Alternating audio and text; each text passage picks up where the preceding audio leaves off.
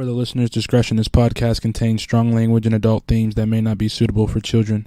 These are not the views of the radio station or its affiliates.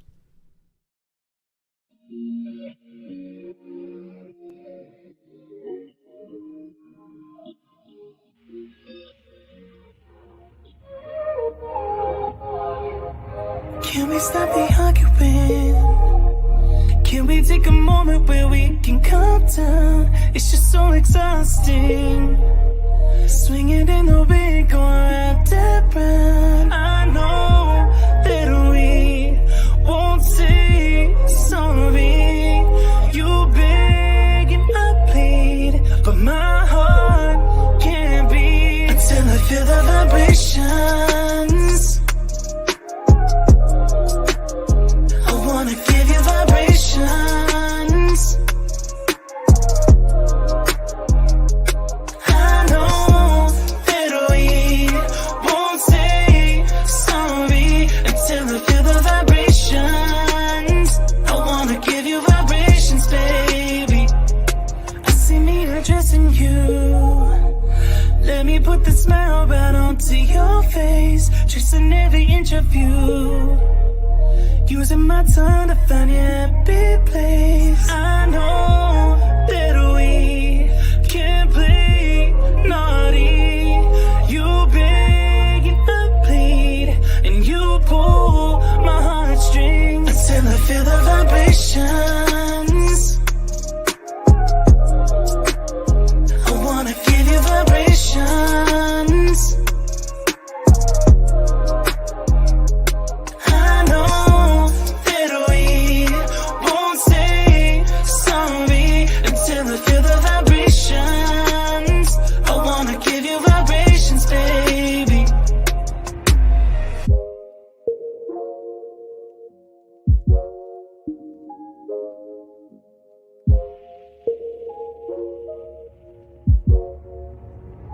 Until I feel the vibrations. I wanna give you vibrations. I know that we won't say sorry until I feel the vibrations. I wanna give you. Oh, I have my microphone today. Hey. Singing it today. Wait, what is that? That's my lighter because you know it's time to light I my candle. was gonna say, I was like, wait a minute now. Hold it. You know it's time to light my candle. I won't forget to do that. Oh, as long as you got your Hello, Sally. lighter. Okay. Yes, you know. Hey, Sally. It's time to get down with first class candles, honey. First class candles, you know what time it is. For real. Michelle Tucker, come on, my pure bliss. I have to do it. Oh, I haven't figured out which one I want to keep in my office, though. Woo. You know, yeah, because I got a few. Well, I got a few. Nobody believes you because they don't see it. Yours is like a magic mirror because we don't see it. Okay. Well, I'm gonna have to figure out a way of putting something up so you can see it. Well, you have a shelf behind you, so yeah. But you notice the shelf, right? You notice there's a lot of gear on that shelf. I don't care. Oh, I'm okay. That's probably the same response Michelle would give me. So, exactly, because you could take right. So let me just not say down. nothing. Yeah. Let me just not even say nothing. So there, first class candles right there. Can you have Catherine do a check for me right quick, please? Have her do a check for me. The boss said she wants you to do a check for her. Yeah. Please do a check for me while I'm lighting my candle on what I asked her to check earlier. Okay. Check that again, please. And give me a report. I'm going to check my candle. And as you know, our director of research, she has that link up there for you guys for first class candles. Make sure you go and give her some support. You know, if you guys are in college, okay, ASU, where can they find the ASU? Where can they find the ASU? At the student union. In what? in the vending machine. There's a In the vending vending machine just machines, for yes. right there. That's it. In the vending machine. What did she say? Only me. She can only hear me for some reason. Why is she only hearing me this time? I don't know. Did she tell you that? Say something else right now, Chris. Figaro, Figaro. What about now? Are you able to hear him now? Can you hear him now? Can you hear me now? Probably not. It's not allowance day. Can you hear me now? Can you? That's what the kids, they would never hear me until it was time for me to give them their allowance. Then they could hear me. All right. Can you Let hear me me go now? change. Can you hear me now?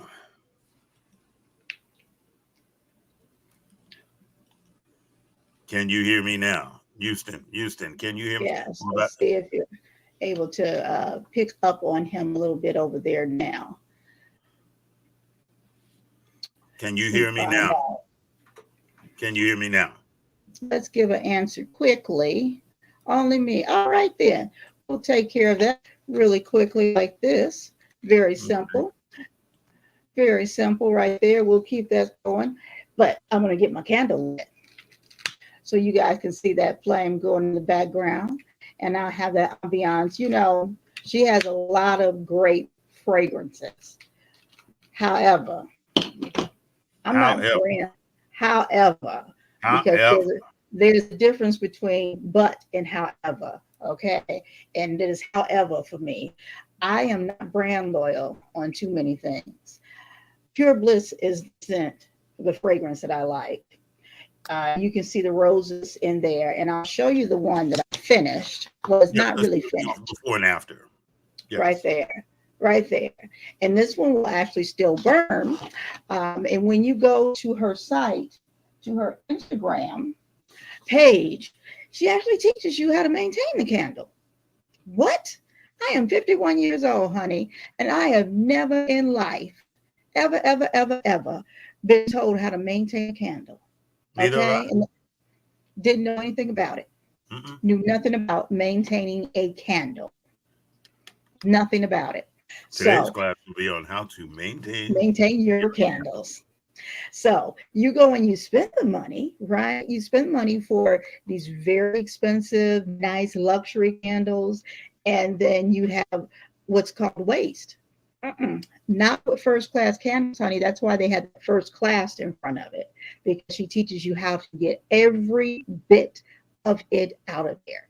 Okay, so definitely go and check her out. Here's that Instagram page right there, because Sally's in the house. Now, we told you about my Sally, honey. She is going to make sure you have all of the information that you need when you come through here on going down on the mic. She's going to make sure you have all of that. And we have for you coming up today, our guest, our amazing guest. Man, are we going to get some information. I'm so excited. We have, so it's almost going to be like Sesame Street. Honey, she has so many letters behind her name. I looked at it. I was like, okay. Who was it? The count? It's the count that gets the numbers and all of that. But baby, I'm going to read them all to you. Usually I let the guests introduce themselves and say who they are and whatever. I have the page up, and I meant to have some tea, some warm tea for my throat to make sure, but I have it up and I'm going to read all of it to you, baby, because when you have somebody with this type of pedigree, you make sure that you do the introduction correctly. And I'm going to read it. I'm not even going to look at this screen. I'm going to look at my screen over here to make sure I read all of it for you. So she will be here with us later, Dr. Cherlisa Jackson. Okay, she will be with us. Walking through that forest of letters behind her name. He will be with us. Yes. Thank you. Beautiful. Absolutely. You're so welcome. You're so welcome. I've got quite a few links for our guest tonight. Girl, I know you do. I know you do. What I tell my guests, they go through, and I tell you guys all the time, I ask the question, is there anything that you do not want brought up? because my director of research is going to find everything. And she has so much going on, so many amazing things that she's done through research and in the community and whatnot. Sally, I know you were doing the Kermit like this for her today. You are earning your worth today. I'm going to have to get a gift card for you. I'm definitely going to get you a candle and gift glad card. that we got her from Jeopardy. You know what I'm saying? I was praying that Sally was going to be in the house today. I said, because baby, the screen is going to be full of links, full of links. I don't have to do anything hardly today because Sally will have it worked out for me. I'm watching my time up there because I'm excited for this. I will not say 7:21 today. Not today. Nope, not today. Not today. Not today. It shall not. We might do it at 19, but we won't do it at 21. It will not. When it comes to Sally, I have to say this. When it comes to Sally, people used to always think that Alex Trebek was smart. It's not that. It's that Sally was in the background and she was doing all the button pushing. See, and then after Alex passed away, it was kind of like, okay, well, I better go back to my part-time job over there with Moni and Chris. And so she came over here and just lit it up for us. So I'm glad. Well, I would like to say that today she has admitted one of the 3 letters that we've been. Oh, he disappeared. He disappeared because she finally said it. I'm still here. What you came off the screen. Sally said, I was actually offered a job at FBI. Now we've been saying, at least I have for years, and Chris for the time he's been with me, that Sally came from one or the other, FBI or CIA, because there is no way that this woman can find all the information that she finds on these guests. I don't tell Sally anything. I don't give her anything. A lot of times I don't even give her your names. I don't give her your bios. I don't give her any of that. She sees who's on here and we're just talking. We're just talking and she starts typing. That's all that happens, guys. That is all that happens. I don't provide Sally anything. I'd like to just say this. Did you notice her? Look at what it was. She was offered a job with the FBI. Now, because of certain sensitive issues, she can't confirm or deny whether she accepted the job, but she probably had too much information on them. And they were like, never mind. No, ma'am. She's probably no, ma'am. They're talking about, yeah. Now, about that guy, J. Edgar. Let me tell you what was really going on with him. Never mind, ma'am. We may or may not get back with you. Didn't accept the job at the FBI. So you say, okay, we're not going to press the issue. We just leave it as, maybe you were, maybe you were not. Because we don't want no problems. Okay, we're just glad to have you. But we're just glad to have you. It's got an I in it. Did you notice that? What's that? Every place she applied has got an I in it. This is true. This is true. FBI, CIA. And you start talking too much and your screen starts blinking. I advise you to back down. Yeah, I think I'm going to shut up now because, you know what I'm saying? And mine is, I'm going to back down too. We apologize. Yeah, we are truly sorry. Yours were you. I have never had blinking issues before, but I apologize. It's all cool. We really don't want to know anything else except thank you, Sally. Get too close to the truth. Thank you, Sally. I'm not trying to disappear, end up with no little holes in my neck, any of that. My this next is all a game. Area 51. 51 is nothing but my age. That is all I know that it is. It's just my age. I can't remember back that far. Well, look, the heat has gotten to us. I'm sure we both were delirious, and that's all that was going on. That's all that was going on there. Yes. Our guest is having a good time down there laughing. She knows nothing about any of this except my age is 51. She's not admitting anything or any of that. She's not a part of it. I'm going to keep her safe in this situation also. So, yeah. Yeah. That's all that's going on. You're looking at this. See, I could just see somebody rolling up on her and they say something smart to her. Like I can just see 5-0 rolling up on her. We need to see your driver's license registration. blah, blah, blah, blah, blah. And then she gets out the car very calmly, coolly. The fact that she got out the car is what. Well, first of all, let me explain something to you. Before you write this ticket, Junior, please understand I got more letters behind my name than you have in your name. Now go right ahead. That's all. Yeah, the special license with the special hologram on it and whatnot. Yeah. Look, it's good to know people in special places. That's all I'm gonna say. I'm glad she's my friend and on my side. How about that? I have to secure my place with her. I'm not sure yet, but I'm hoping I can get in there somehow. I'm gonna say this, and Sally can testify to this. Sally was in the hospital, and I went to see her. I drove all the way out there, okay, and I got there, and the woman said, "Well, visiting hours are over." What the heck? I drove a long way, and I had some little bass that I put together for Sally, a little something in whatever. And so I called Sally. So she said, "Visiting hours over. I can't come in. This, that, and the other." She said, "Put her on the phone." Sally said she wants to talk to you. Wait, how's it go? Now about that tax bill that you didn't pay last year. Okay, you will let needless to say, because right? the woman was like, "No, it's over. She cannot. It's not happening or any of that." And so, what does Sally say? So Sally Ann Francis is my real name, but Francis is a part of my middle name. I don't give out my real last name in the acting community. She said, but bottom line is, I was in there. The lady said, "You can go see her for 15 minutes. What was I there? Almost 2 hours. I got in to see Sally, and Sally, and she can, you can go. After Sally finished talking to her, I was like, "Okay, here's your pass." When I came out, the lady was gone. She had got off work and everything. I had been up there for so long, it was ridiculous. I said, "I guess I know who got the juice." Okay. Look who got the juice. Okay, she just put up a whole answer up here. Okay. Basically, what she just told us right here in this whole thing was, I ignored it. Right.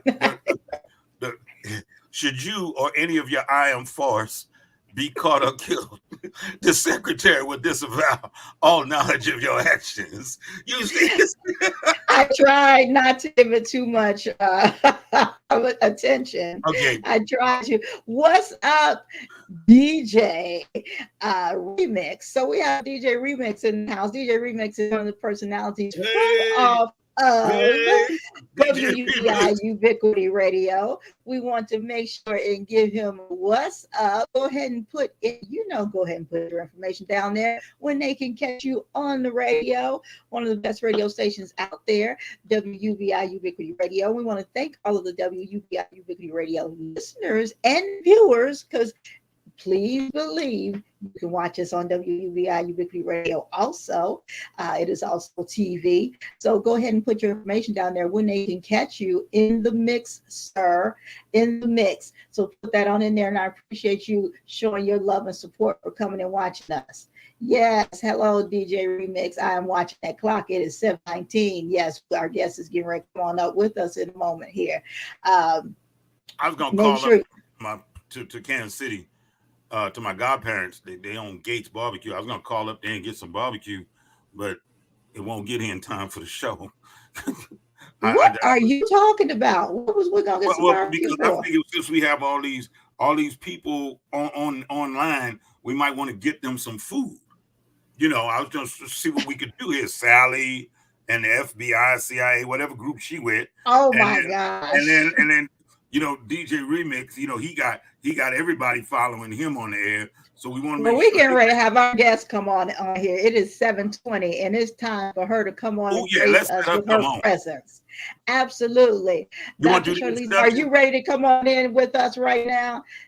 Absolutely. Thank you. Thank you for being with us. Behind the scenes, I see no evil. I heard none. I speak none. I don't know nothing about what y'all talking about. I come in. You just got here. You just got here. Nope. Stop buying a Humbug. That's all. I wasn't even supposed to be here. Thank you so much for being here. Thank you so much. We appreciate you for being here. So, like I said, I'm going to turn this way right quick. I'm going to take me a good sip of water. I want to adjust my glasses. And I'm going to go over here. This is from off of your Facebook page that you have. Move my mic a little bit, that you have pinned to the top over there. Well, please go first. Please go. There you go. And it says, finally, I got to have this moment as Dr. Jackson, class of 2021.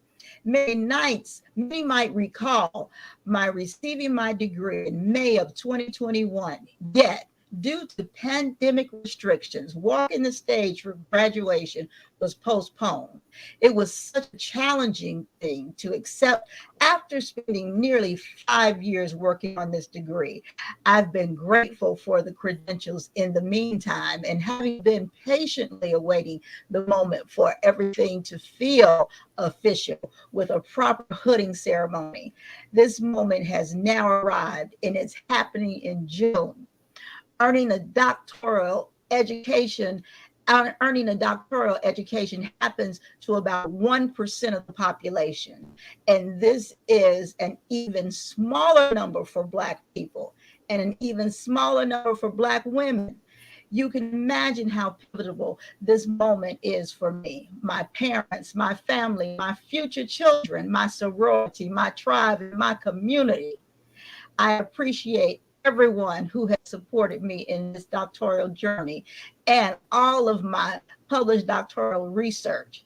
At age 37 and 4 degrees later, I stand before you all in a complete adoration of the final educational accomplishment, fiercely unapologetic and ready to serve. Sincerely, Dr. Jackson. I'm not done. PhD, Health Education and Promotion. MA, Counseling and Guidance. Master of Public Health. BA, Psychology. I'm not done. Licensed Professional Counselor. National Certified Counselor. Certified Health Education Specialist. Now, are there more added since then? I am now a certified supervisor for bringing in new LPCs, and that is the final thing I am adding to my name, and that just happened not too long ago. It's a few weeks ago. All right, sister. Well, we got to find that. We're going to have to put that one in there. I am absolutely grateful for the introduction, and they all make sense, right? A lot of people get a lot of different things and they don't use them. Just a bunch of expensive pieces of paper that just kind of fall by the wayside. The intent was to make sure that they all blended in an intersectional approach of both mental health and public health to do behavioral health. And that is my jam, and that's my passion. So I'm glad you listed it all. I know everybody's like alphabet soup, right? And being able to recognize it. And, things just kept adding, which is very interesting because originally I was trying to be a writer. I didn't have any interest in college whatsoever. I was like, I'm going to write, I'm going to sing, I'm going to be a performer. And then I ended up in school. So it's kind of interesting. Well, technically you did write. You wrote a lot. I did. And actually here's the book, right? That just came out. I think that was dropped there. And this is the very first one. Now, have I been writing my whole life? Yes. Has it finally actually happened anyway? Yes. So it's a full circle moment that even when you try to veer off the path and do something that you think is going to take up a good portion of your time, somehow things find their way back to you if you live long enough. And so I ended up being a writer anyway. So is that the book, Empowering the Broken? It surely is. Okay. See, I got it before you even put it up there, Moni. Yes. Okay. I mean, speaking as a person who is broken, I wanted to get a few copies of this. You understand? I appreciate that. Yes. I am grateful that it's actually finally able to be displayed. There's a bunch of different experiences that have kind of led me to the path that I'm on. And I know without having a very detailed conversation about what happened on the course of my life, this was a very dark path or a dark chapter where we all enter into relationships that don't work out so well. And when you get caught up in loving too hard or thinking you can change a person or losing yourself, it's very easy to get into a toxic relationship. And so this is me coming out of it, being a survivor of having been in a violent relationship. And most people, they see this and they're like, how? There's no way. You're just so joyful, this. And I get all the effervescence compliments and conversations, but that has nothing to do with what happens when you love someone beyond understanding and beyond actual change. You get pulled in. And so I have helped clients who come to me for relationships and try to understand how to repair their self-esteem and how to be able to understand their own sexual decisions, and their lives are so intertwined with mistakes that we don't even know we're making because it's such a normalcy. So and yes, I see the comment of going to college basically at 6 years old, and I'm a career student. so yes, but yeah, it's a wonderful thing to be here. I'm grateful to be able to share this platform with you both and with anyone that's listening, just to be able to understand what drives a person to want to be in school and do all these different things and just create all these different certifications and ideas. And really you get tired of hearing you can't do that, or you don't belong in that room, or no, you can't have that, and enough of that. You just get fed up to want to do it yourself and to find your highest limit. And so I tried to go in that direction to find the best direction I could kind of get into. And I had no idea, if you had asked me when I first started, that this is where I'd be. No. Well, I want to say thank you for letting us find out about the book, your book release. Thank you, because we want to put this up here. You also have a podcast, and you were going to share that, Even Me, with Dr. Cherlisa, and it's part of your Therapy Thursday, right? And so I want to share that up there so they can hear more of your advice if they go there on your Therapy Thursday in your podcast, and they can hear more of this great advice and what you have to say and share with them on your podcast on Therapy Thursday, correct? That is correct. And so where can they find your podcast? Right there. Yes. Good job. So the Therapy Thursday, I know that I thought this hashtag was originally to me, but a lot of people like to kind of put themselves under it, but I use it anyway. It doesn't matter, with a big old giant green heart, because I feel like it's going to be mine one day where I can put it on some shirts or something. But Even Me is found on all streaming platforms, really, but Buzzsprout is a place where I actually upload it. So if you end up going to evenme.buzzsprout.com, you'll actually see all the episodes pull up there. But if you have a favorite streaming platform, you just type it in and you'll see it, and you'll see me with this big old giant, smile and all the different colors. So I'm really broad and lifelike with everything that I'm trying to do. And you'll find it very interesting, different topics that I don't think many people think about. Their self-esteem being, yep, there I am, there's me. Their self-esteem impacting their sexual decisions in your relationships. Most people probably don't recognize that how you feel about yourself guides everything. It guides whether or not you go to a medical physician and get checked out. It guides whether or not you get divorced and actually feel like you can do better. It guides whether or not you think you can have children or how you parent. It's all a part of how you take care of yourself and how you speak to yourself and what you actually do with your daily routine. And so everything that you could think of that's a topic of how do I have this impacting my life all turns into how you are impacted by your self-esteem, because I have been impacted by my own self-esteem in ways in which you don't even recognize. We put ourselves on the back burner and we think resiliency is the answer, and we usually don't make any time for ourselves. And if you happen to be of the BIPOC population, especially if you're a Black woman, you have been enduring spaces of not actually knowing how to put yourself first, because you're supposed to take care of the whole family.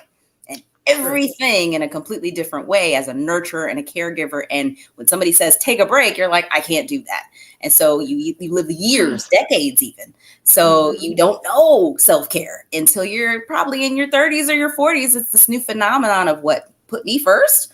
Oh, I've never thought of that.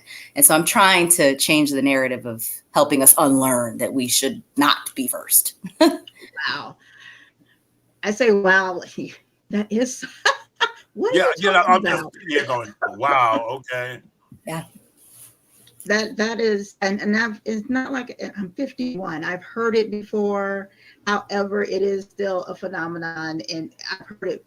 I've lived by that philosophy for so long, to put others first, that I still need to hear the, hey, put yourself first, put your mask on first, more, to be able to reprogram. That's right. So yeah, It's so I hard still to need to hear it. reprogram that. Yeah, I still need to you've hear been it. doing- Yeah, when you've been doing it, I mean, I'm older than both of you. Matter of fact, I think I'm older than both of you with both your ages together. Didn't want to say it. I didn't want to say it, but No, but you was waiting to, so I figured I'd go ahead and put it out there. You're mad because my dinosaur is parked in your backyard. Other than that, you know, it's when you've been that person that's done everything, and it's okay, let me do this, to hear those two words, self first, is like, are those two supposed to go together? It's a strange phenomenon. It really is. It is. And our culture, if I'm just going to speak flat out honest, we don't have never really thought about therapy as a thing, healing as a thing. We're just now becoming a little bit more vulnerable to talk about family business and things that could actually help and save our lives, stuff that we learn to keep silent and suffer silently, and how our religious structure has taught us over so many generations to do it a certain kind of way, where we live in this space of toxic positivity. And we didn't have a name for it, but it's the I'm too blessed to be stressed. No, I actually have depression or stress or frustration, or I'm sad. Let me be something other than happy.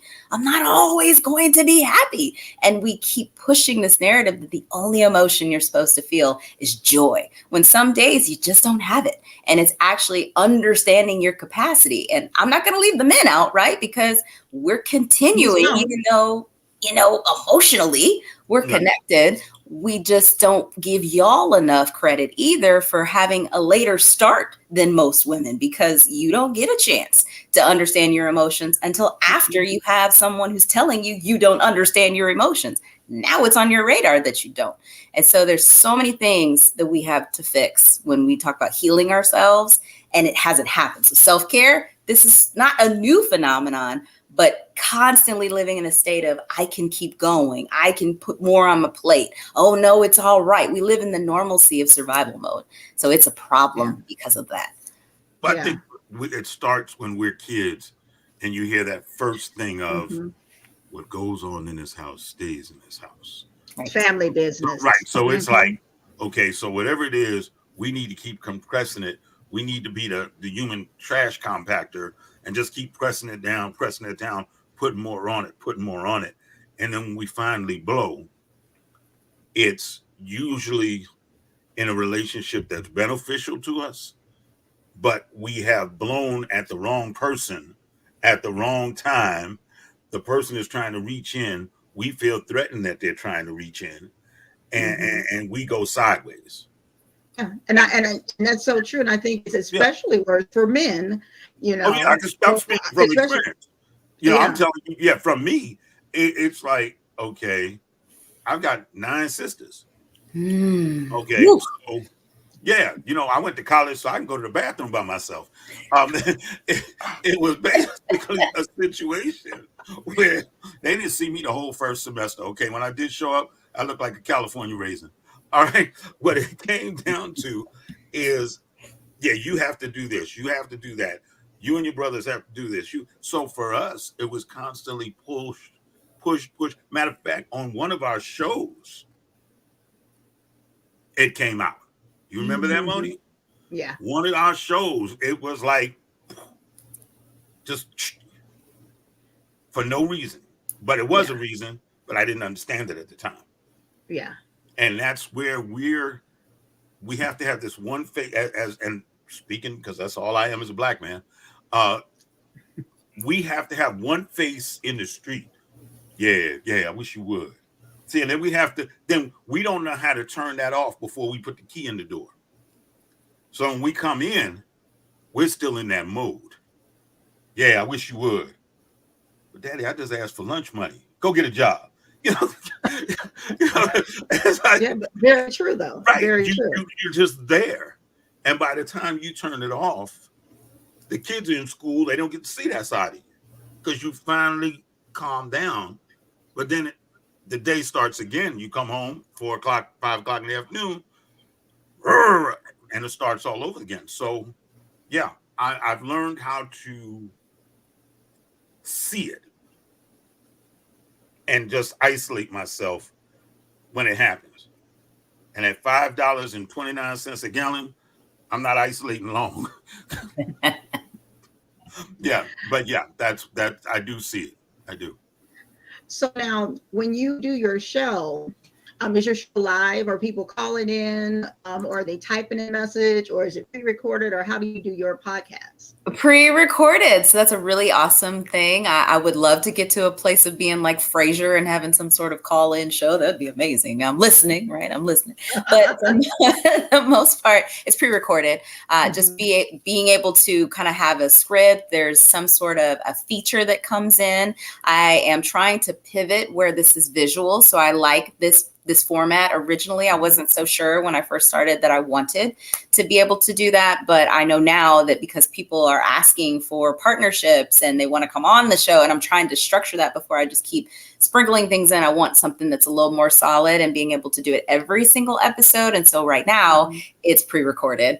But the goal is to get it to where it's live, or that there's an opportunity for someone to call in and be able to give something in real time. But doing it on like IG Live, I think is one of the things most people do. And I'm not really going to do that platform. I think it's limited in so many different things you can't really do.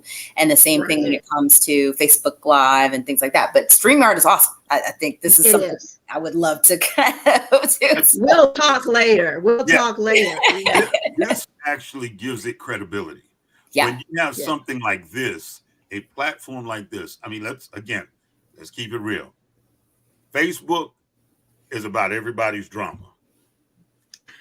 Instagram. Was harsh. No, it's the truth. Okay, you go to Facebook, That was harsh. and all you hear about is everybody's drama. Well, let me say this. Let me say this, because that's partially. But let me tell you, when you have a third party like this, the main thing is you own the material. And so you are able to pump out too, because like right now, 1, 2, 3, 4, 5, 6, 7. I'm pumping out 7 different platforms right now at the same time. 7 platforms? Hold on for a minute. Awesome. And get out of here. I know we was coming out that many people. I thought it was just us. I'm sorry, my bad. And so, but one of those platforms then pumps out to 7 more at the same time. So essentially, we're pumping out to 14 in all together. And when you do that, so Facebook and all of its rules don't apply because they don't have control of it. Noted. So like so it's a whole nother thing, and we can talk about it later. It has so many benefits to it and so many different controls and other things that, we can talk later. We can definitely talk later. Something will be preempted until later. What you saying down there, Buffy? Hey, Buffy, my love. Collaboration and owning your own material. It very much so is powerful. It is so powerful. And I've made those mistakes.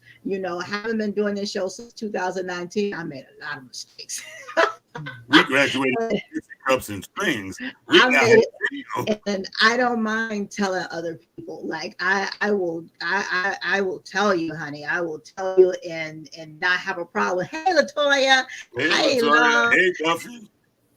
because there's nothing wrong with sharing and letting you benefit off of my mistakes. No need to sit here and watch you make the same mistakes. You know what I mean? It's absolutely not a problem. It's the real currency these days. Absolutely. And places like Facebook and Facebook is notorious. They will take your stuff and chop it up and mute it and Right. let's not even get to this monetization stuff right now. I'm just furious, but And So, then man. they'll tell you after they cut it up that they own it. so Correct. I want to hear about Doctor of Health and Education and Promotion. Tell us about that facet of your life, please. Sure. So it aligns to the Master of Public Health that you mentioned earlier. And my research specifically was for African American females and herpes simplex virus 2. It Yes. is so overrun and Yes. a lot of different things that we are not talking about. And if COVID and the pandemic taught us anything, is that symptomology is not the only way that you can be infected with something. And so this is a particular infection, and all sexual health diseases and prevention that could be happening, right? And all the different infections that we have in our entire lives, we're disproportionately impacted as African American anything, right? And so I wanted to find out, well, why are we not talking about it? And really their entire, and I say there, and we understand there's the alphabet people, we'll just keep them as the alphabet people. They have different intent on what they put out. And so if I can't monetize certain things at this time, I won't be able to make an impact. The biggest thing that I found in the research is that most people are saying, or have at least found now to be the thing that they're kind of advertising, is that we haven't said anything because we're finding out that you can test false positive, right? And a lot of different times we go to the doctors and the medical physicians and the healthcare professionals and anybody who has the ranking to test you, you think that you're testing for everything, and you're not. So that's the one thing that most people are not aware of. And if you don't actually have a printout of your actual test results, you're thinking you've tested for everything. You're like, I'm good. But unfortunately, you aren't able to see everything. And so you have to know and understand symptomology is what we're taught in sexual health, but we don't actually have everything as symptomology based. And so this is one of those infections that is not about symptomology. 50%, at least on record, and that's not everybody that's ever been tested on this planet, but 50% has been found to be African-American females that are literally impacted. And so if that is the case, and 30% goes to males, we have 80% of people that are impacted with this, that are walking around, don't even know it. And if you test for it and it's not an actual active lesion, then you could be falsely positive. That's new information. So a lot of these years that we've been telling people you have this infection, we're now having new research that says that's not actually accurate, because if I test your blood and you're within this range, you could have a false positive. The same way when we find out for having COVID, that if I test you with a certain test, it's going to look like your antibodies are still there when you don't have an active infection. The best example I can give you, so a person who's already been healed from COVID, you take a certain kind of test, it's going to clear you and say, yeah, you've had it, but you no longer have it. That's exactly what they're finding out with HSV2, is that you've been exposed, but you don't have an actual infection. But the only tests that can do that exist in one spot, and they can't do it widespread because it costs too much. Even when you don't have insurance or you try to do it out of pocket, each test is like $200. That costs a physician a lot of money. So a lot of people, including the alphabet people, have said, if you don't actually have an active lesion, don't worry about it. You don't have a problem. And that's what's in the research now. So all the things we keep decorating with cold sores and fever blisters are actually HSV1. We don't want to talk about that. We don't want to say it, but that's the most common form. So anyone who's ever had a fever blister, anyone who's ever had a cold sore, anyone who's ever been infected in that way and could have had it as child, rearing, anything. So I may have been kissed a certain kind of way from a parent that was shedding this virus to me. I may have used this chapstick or something. This is new information. So that is where my heart rested in it in the master's program, was like, why is nobody talking about this? And we used to see the Wrap It Up campaigns and lots of PSAs to tell us about our health. And now that's not what you see. They don't even have the funding geared towards that, because it's very much so in HIV, and it's stayed there for so long. And I know your faces are like, what? Yeah, that's I want to go backwards right quick, and I want to try and put this in a child's view for me right quick, and because of information that I have been told and heard and everything, because I used to work in the hospitals and all that stuff, and okay, so are you saying that because it used to be you have to have an active lesion in order to be tested for herpes? Mm-hmm. Are you saying that that is not the proper way to test? That is new information that has been stated, that if you have an active lesion, great, come on in, we'll test you. We have the ELISA that will actually find out whether there's an active infection that will show up on this test. But the thing that they don't say is whether or not that active infection is for life. That's what we've been told, that you can't get rid of it. It stays dormant. There's something there. But what they're not explaining is that that's the antibodies of having been exposed. It's not an active infection.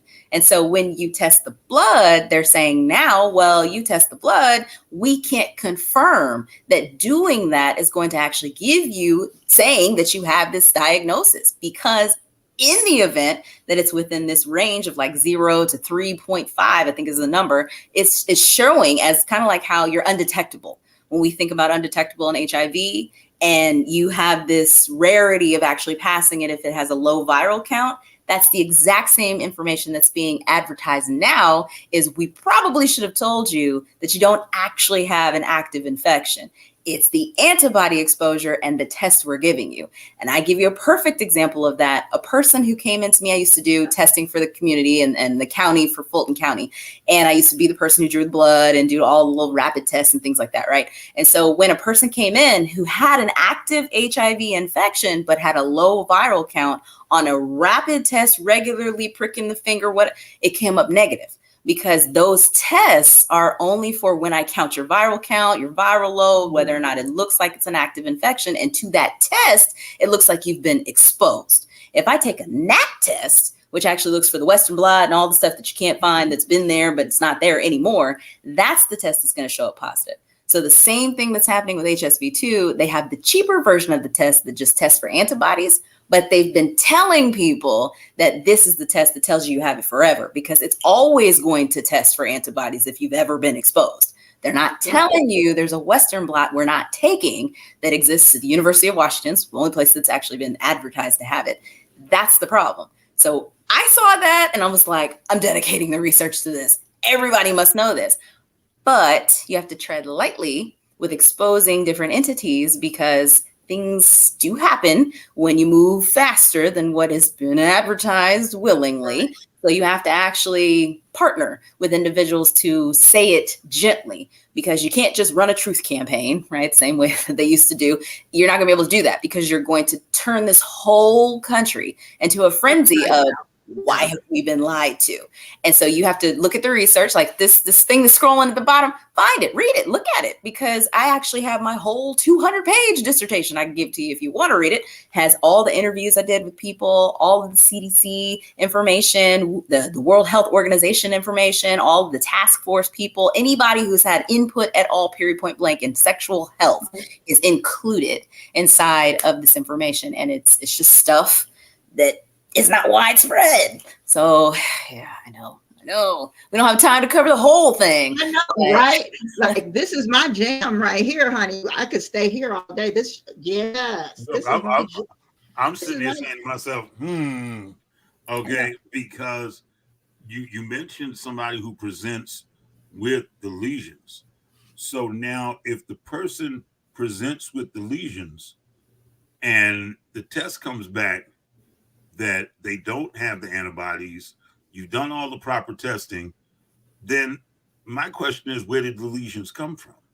Great question. So if you're testing lesions, the likelihood of having an infection is there, because there's actually something that you've been exposed to. You have proof of that. There's actual symptomology, and the test works with symptomology. If I test you for thinking that there's symptomology, I'm actually testing your blood only for antibody exposure. I haven't actually tested whether or not you're active in your infection. That's the part that's not explained. So in a chlamydia test, a gonorrhea test, anything that's an HIV and any other hepatitis B, the whole list of anything that you can think of when you're testing for it, depending on the test they give you, that's the result that you're going to get. And so depending on your viral load and what's actually happening with your body, even down to syphilis testing, if it's so latent and it's far beyond whatever, depending, you may not have symptoms. Like there's so many different things and it's layered, but they're just like, go get tested.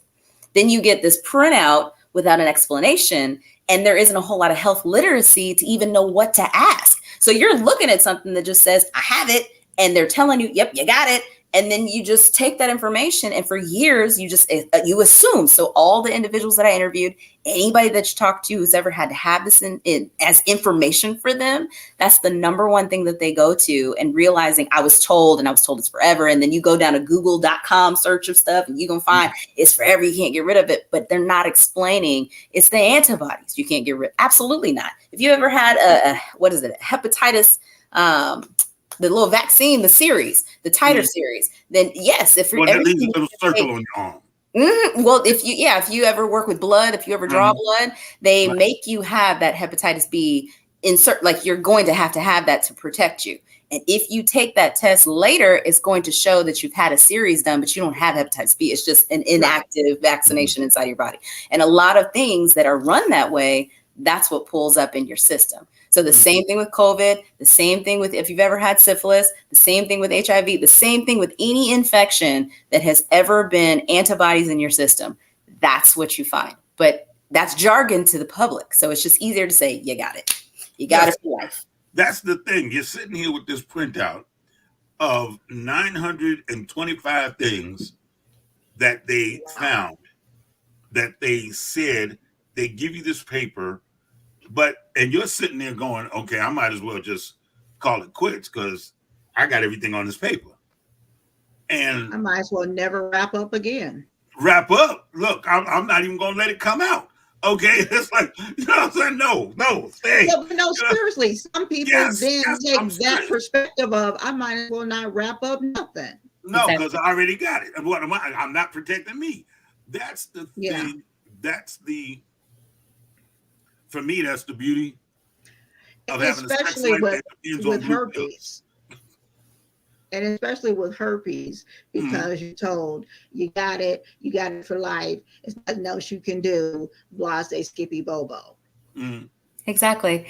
And the research even shows that, and it was specifically for women that was highlighted, this specific thing I'm about to say, is that we stay in relationships based upon the connection, and it's far likely that we're not going to be able to actually have a disconnect or something where we start asking for condoms and certain things and all sorts of information where, yes, I'm going to stay with you based upon you being with me. I'm excited to be in a relationship. I'm excited to be something that I can to be and to call my own. And so I'm likely to stick around in a relationship where you could cheat on me. You could give me something. I might not put that condom on because we're wanting trust to just be around in something. And so the research is saying I'm more likely to just be excited to be here. And if I start bringing up testing conversations and all these different, it's going to look like you can't trust me. So I'd rather us just be in a position of taking the condoms off when I trust you and not having a testing conversation. There's people that have been married for years and they say, oh, I don't need to be tested. I'm married. What does that mean? You only know your results. My results are not yours. So me only waiting for me to be symptomatic with you doesn't mean that you don't have something, right? And so I think a lot of us are trying to unlearn this idea of let me get tested regardless of my love for someone. Let me get tested regardless of what I think I can trust in this person, because it's not to be taken personally. It's to just say, I got to protect me. And this is what protection looks like. And our research is showing that I'm more likely not to protect me if there's love involved and there's commitment established. Then I'm all right putting myself at risk in a certain kind of way. And all of the research just guides to where love is not a condom, but it's being treated as one. That's a good statement. That's a good statement right there. Do you remember when we got married and I told you I had something of yours? Don't tell me about not getting tested. I got your book. I know every last one of these women's names up in this book. We're going down the whole list. Yeah, that's that's what you have to face. You have to face the history of that person. Exactly. That's the statement they used to say, no glove, no love, honey. That's Yeah, what they used to say. And then in your elderly community, it's a high STD rate because they think, oh, because I no longer have a cycle and, I no longer have this going on. We can just, hey, we safe now. Uh-uh. I will tell you, in my years of going, when I had my nonprofit organization back in Indiana, and I would often be in the senior centers. Oh my gosh. There's a lot of sex going on in the senior centers. Cutting up. You know, the folks ain't working on the night shift. They all down the hall, okay, hanging out, and the patients are just running rampant.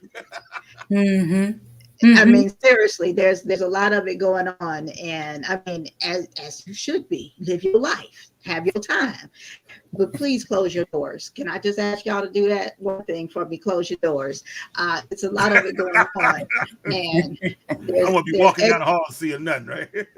No, please. And there's education that definitely needs to go on in there also, because they really, really don't think that they need to protect themselves with condoms and different things like that because of their age. They don't. They really don't. Exactly. So very, very interesting with that. So what are some of the other things that you found yourself in the community having to educate and the interesting things? Because that right there has got me going. Oh, that one's got me going. That's a big one. Now, when it comes to just educating on how trauma impacts individuals, I think the main thing when it comes to sex health, it's a lot of sex health when it comes to public health. People are really interested in themselves making better decisions, but they're not really sure that they're connected in certain ways. And so when we are making life choices and life decisions and having sex health and trying to understand, trauma is so connected to everything. And so now in the community, it's, did you experience trauma with having a conversation about it? Did you experience trauma about wanting to come out to your family? Was there trauma with what was told to you that you could be in your life? Was there ever an understanding of these narratives and things that were happening of voices that don't belong to you? And so when we're talking about public health and what's actually a public health problem now, it's mental health not being addressed and how we literally are impacted by what we think every day. I use a modality of rational emotive behavior therapy, and it's kin to cognitive behavioral therapy, where you really have these thoughts that get you stuck. And it creates a life of you not really understanding that things trigger you to have these beliefs about yourself. And then you should all over yourself and say, I should be doing this. And this is what it should look like. And all these things where you wag your finger at yourself. And all of the narratives that are painting this picture for you, most of it doesn't even belong to you. Some things are from family dynamics and generational patterns and curses that we haven't released. And that's what's found in the public health field and the mental health field, is all of these things that we're not unlearning. And so most of it is trauma related and mental health related and sexual health related. Literally, there's this bridge that needs to be happening between having conversations that we actually have the information to have. I cannot have a health literacy conversation if I don't know what to ask. But the current models put it all on the person to have that conversation with your providers. Every time they'll tell you, talk to your healthcare provider. What if I don't trust the medical field? What if I don't even know what to say? How am I going to bring it up? And you're putting it in me and my hands only to make better decisions, but you haven't educated me. And the systems that are out there and the resources that are out there are misinforming me. So when I come to you and I ask you, I've WebMD'd myself to pieces because that's all I got. And so we're trying to find better ways to be able to educate and inform. And I want informed decisions for people. We have got to quit creating this thought that, well, if I give you too much information, you're going to make all these decisions. You're going to do it anyway. I think the most popular is, let's not tell young people about condoms. They want sex anyway. They like the idea because they've seen it in their television shows. They've been immersed in hormones all day and they talk to each other and they're Googling stuff. They have way too much access. So you're not doing them a service by holding it hostage. These kids are doing things way younger than you are comfortable hearing about. And I'm talking to them. That's how I know, because I'm like, oh, you're 8. What do you mean you're right? And stuff like that. Parents have got to get out of the mindset, and law officials, stakeholders in any capacity have to be able to embrace this is the community we have right now. It's not just adults having access to this stuff. These kids are doing drugs. These kids are drinking. These kids are having sex. These kids are talking a certain kind of way. They're violent. They're obsessed with certain things they don't need to know about. Accept that. Now let's make different decisions, and the traumas that they're experiencing and how we're broken, bleeding on these kids and bleeding on each other, and we're not fixing anything. We just keep making new problems. Not giving them great avenues to be able to get quality information. Exactly. It was weird because I remember living in Kansas City, Missouri. Ah, you're Kansas. So you mentioned Kansas City twice. And I was like, I'm Kansas City native, Missouri. Yeah. Oh, that's scary. Uh-huh. Yeah, no, I used to work with Mayor Cleaver and Alvin Brooks, and so I remember we'd have these conversations down at Ad Hoc about what are we going to do with these kids every week, every weekend, Thursday. And when I say weekend, it started on Thursday, Friday, Saturday. Alvin Brooks and I would be riding around the city because something was jumping off, and it was usually either gang related or sex related or something. And these kids had no idea what they were doing. There was no resources for them to learn, no anything. And then when we go talk to them, we look like Martians with one eye in the middle of our forehead. Like, what are you talking about? Really? Okay, how about a condom? A what? Right. Like, really? No. So I'm appreciative of everything you've done to try to put it in a learning format, because that's what was missing. The learning, the learning and the asking questions of them. Like you said, you had the 8-year-old. They told you this. You what? Okay, but you didn't stop communicating. What? Okay, let's move on. We broken that as we are. What? Okay, you on lockdown. Right. Okay, what? Okay, you on lockdown. See, we're back in Big Mama's time. Okay, we're living the way Big Mama taught us how to live, and you bring a new approach to it. It sounds to me like it's a more youthful, cohesive approach where you meet them on a certain level. You meet people, let me not say them, people on a certain level, and you adjust accordingly. So I like it. I appreciate the affirmations. You're right. There's a child in all of us. And even though we're chronologically older, there's all these different people that are walking around in their 30s or 40s or 70s, and we're assuming that they're actually the age that they are, but they're not. We're so emotionally stunted. Yes. Many of us are really still 10. Many of us are still at the age we were hurt. We're stuck there and we don't even recognize it. So many of the different things we're punishing curiosity, not realizing we're still in those spaces of being broken and hurt. And we don't know how to fix that because we're constantly judging based upon our age and the social milestones. This is what it looks like to be 40. This is what you need to be doing at 18 and 21. But I haven't equipped you. So I'm really emotionally stunting you every birthday you have, and you're still 10. And I'm thinking, well, you should know better. How?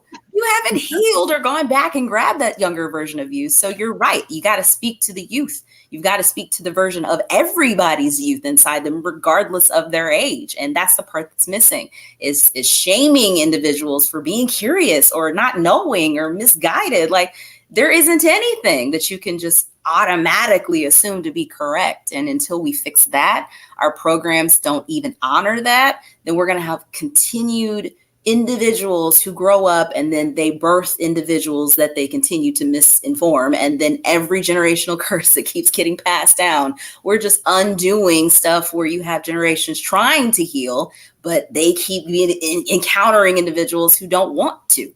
So we're so far behind because we constantly look at a person and we say, you are the age that you currently are and you're not. There's information you don't have access to, or you didn't know how to heal. So you're still there and blaming yourself for resources you didn't have at the time. And so it's very important to help people understand it's okay You know, there's stuff you don't know, and we didn't know it. We're just learning it, and we don't have to keep sitting up hoity-toity with expertise like, oh, I'm, you know, saved and sanctified kind of energy. Like, I just learned this last week or last month. You know, I have to get down to the level of saying I made mistakes too. I did the exact same thing, and I don't want to shame you for that. I want you to feel more empowered to make better decisions and actually be able to change the course of where you could end up if you keep doing the stuff you're doing. I don't want to tell you that you messed up because you didn't know. You're a product of who taught you and who showed you and what you were around. If I blame you for that, you've been listening to my conversations with one of my daughters. You really have, because we have every night we have that conversation. Well, but let me interrupt you right quick, Chris, if I can, please, because I want to key in on something very, very important that you just did. That part right there, because I don't know if you even watched the show before, because I'm always with doctors with my MS, my lupus, and all that other stuff.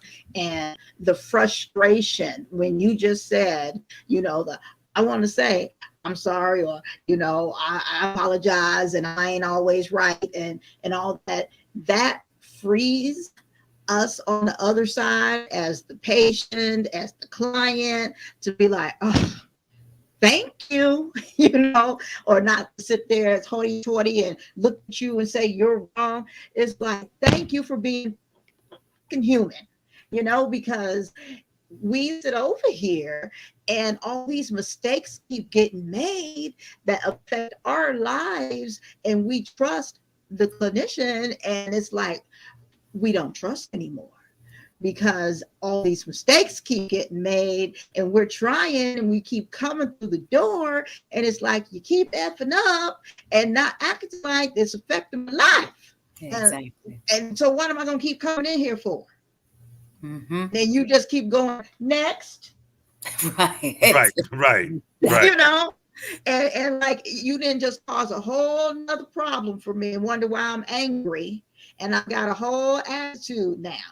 You know, what is your problem? What's my problem? And then when I go to complete off, then let me write that note down. I got a note for you to write, you know, that type of thing. Real talk, though. Yeah.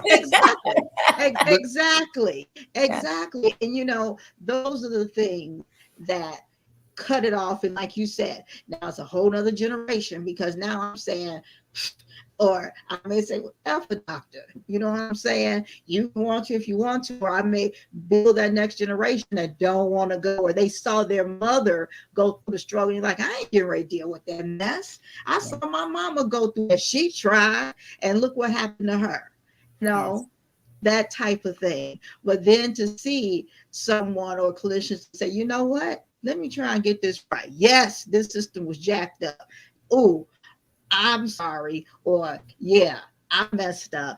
To see the human being part of it instead of the white coat and just staring at me. That's it. That's the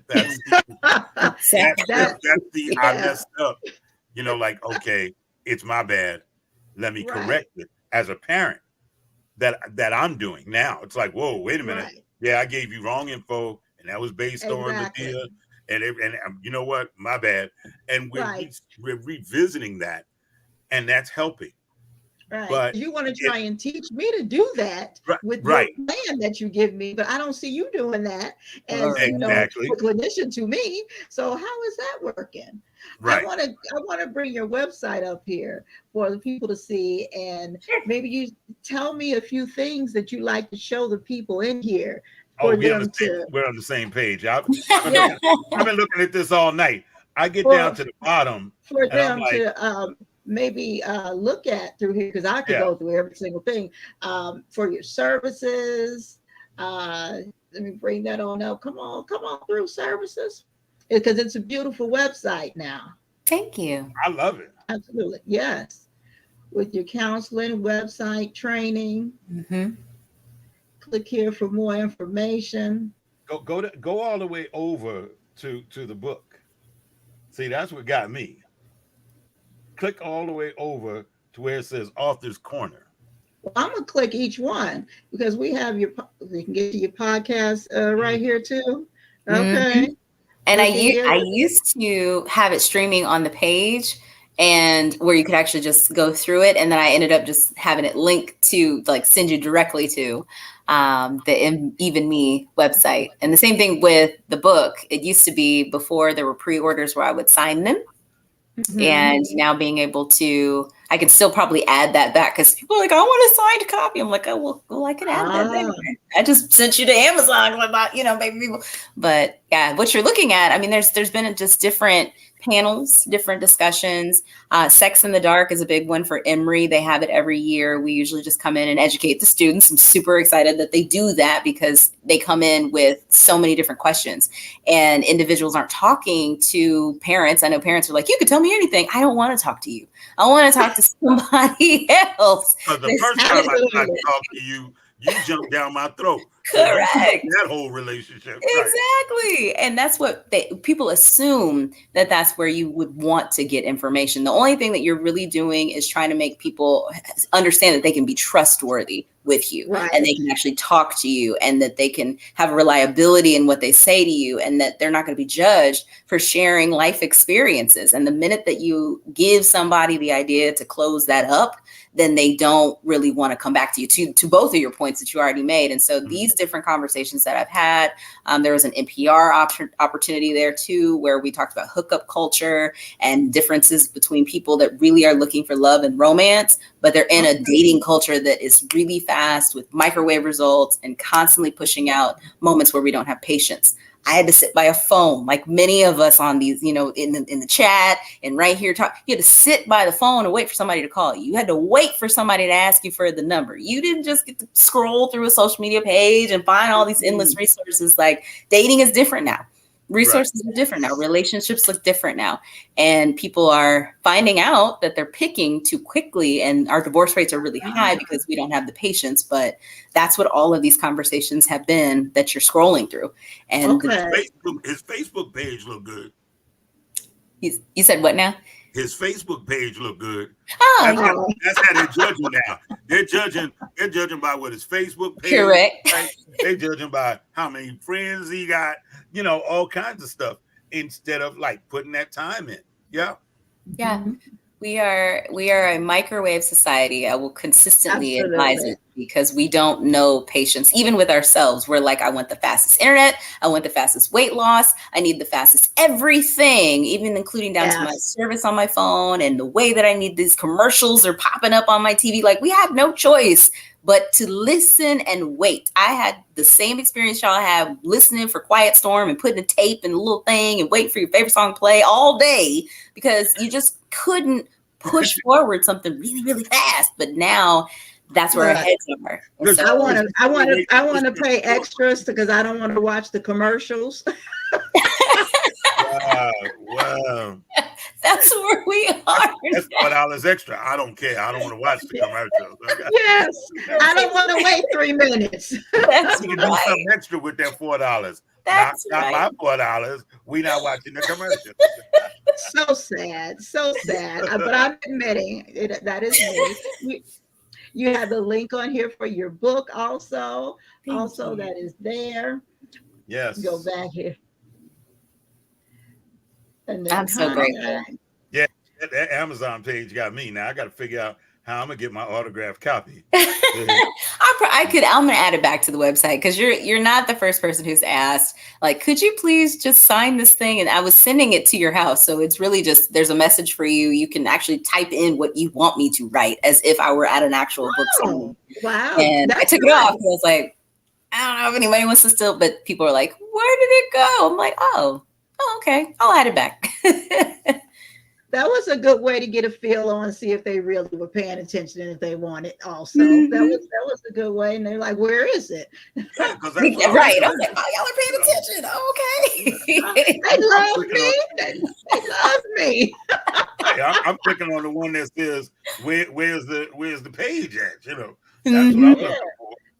This is really a nice website there. And I'm also showing, I love to show people's websites and show all this. We put the links up there and everything for them, but I like to show them. And it also, I think, gives other people a nice chance to look and see and consider what they might want to do for their webpage also. I appreciate that. Well, shameless plug, it's Wix.com, and it's me. Like I've actually assembled this website based upon the vision that I had. Yeah, Wix is awesome for that. So if you are interested in building your own, or if you're like, I'm not a web designer by any means, but you have an idea of what you want it to look like. And so there's a mobile version that you can actually click through. It looks very different than this because this is your actual just span of things, and it's going to change. It'll change in a minute because I would rather have someone who does this for a living so that all the different changes, I don't have to go and do it myself. And I have had some different designs that I followed or looked at, and I was like, okay, I kind of like them, just piecing stuff together. So if you are interested, anybody listening who's like, I want a website, Wix.com, they will do, and they have the AI generated version now. I don't have that version on here, but it actually creates the whole thing for you when you type in your stuff, and then you just plug in and drag and drop pictures if you want. So you can even do it that. This is from scratch. So I was like, I don't know what I want it to look like. So I was just moving stuff over. But yeah, they have that option. So I'm thankful that you're showing it. A lot of people probably need to see all the different affiliations and things. These are things that I'm involved in. I got down to the bottom of the page. I was like, okay, fine. All the groups. So anything that's going on in the community, all the different projects that I have created, all the different things that I'm interested in. There's something for Divine Nine that will roll out recently, advised information. It will come out to be able to help with mental health, because that's a part of what I'm interested in, right? And we don't understand the capacity in which we serve mental health individuals all the time, and things that are related to that. And so it'd be great to tap into our organizational groups that are led by individuals that are stakeholders of people who are disproportionately impacted. And Divine Nine is one of them. It's a Black Greek letter organizational group for anyone who's listening doesn't know about Divine Nine. But I was like, okay, now see, there's probably like 2 of us on this broadcast, maybe 3 that knew what the Divine Nine are. And I'm like, now people are going, oh, see, that's another cult thing they got going on. The Divine Nine are the Black Greek fraternities and sororities. Please check your HBCU. Oh, never mind. Absolutely. That'll be a whole nother thing for y'all to look up. But yeah.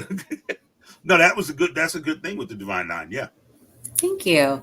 I know there's some other questions over here. I did like Sally's request. I know that you had asked about the NAT results, and yes, that is it. The NAT testing is what we probably should have, and that's the Western University of Washington location, and that Western blot that's there.